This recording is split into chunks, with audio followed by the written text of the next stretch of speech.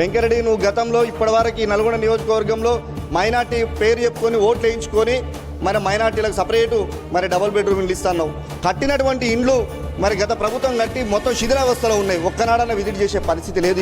ఈ కోమటిరెడ్డి వెంకరెడ్డికి నల్గొండకు వచ్చి ప్రజల సమస్యలు పట్టించుకునే పరిస్థితి లేదు. ఇలా నుడా ప్రకటించింది. దానికి చైర్మన్ ఉండడు, దానికి నిధులు ఉండవు. ఎట్లా సమగ్రాభివృద్ధి జరుగుతుంది నల్గొండ పట్టణం? మహిళలకు ఇస్తాన 2500 ఇవ్వచ్చు. ఇలా రైతులను మోసం చేసిరు, బోనస్ ఇస్తా అని చెప్పేసి ఎవరికి ఇచ్చే పరిస్థితి లేదు. ఇలా డబుల్ బెడ్రూమ్ ఇండ్లు అన్ననే మహారాష్ట్రలో చూపించారు. మీ 6 గ్యారంటీలు మోసపూరితమైనటువంటివి, మీరు అమలు చేయలేరు, మీ వల్ల కాదని చెప్పేసి తిరస్కరించారు.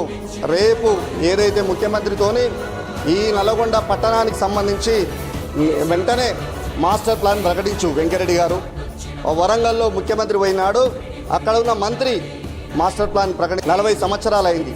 ఆ మాస్టర్ ప్లాన్ పరిస్థితి ఇవాళ ఇక్కడున్నటువంటి నీ అనుచరులు వారికి అనుకూలంగా ఆ మాస్టర్ ప్లాన్ తయారు చేసుకుంటా ఉన్నారు. మిగతా ప్రజలు ఏదైనా ఇబ్బందులు పడని వాళ్ళకు లాభం జరగాలి. నువ్వు ఏదైతే NH 565 మరి కేంద్ర ప్రభుత్వం నుంచి వస్తున్నప్పటికీ నీకు అనుకూలంగా చేసుకున్నది.